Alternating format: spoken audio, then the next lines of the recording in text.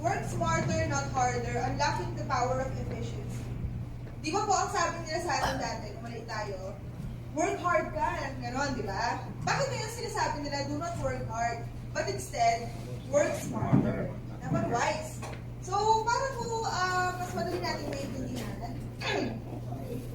meron po tayong two illustration dito. So, magsimula po tayo dito kay Kuyang may block, parang cabinet po, no? So, ano po mapapansin niyo sa picture? Bakit child? Yung isa hirap na hirap. Sa kulang, isa. Oo. So, bakit po tingin nyo yung isa, one finger lang ang ginamit niya? Gumamit siya ng ano, Tools. tools. Tama. So, yun po yung ibig sabihin ng working smarter for this picture.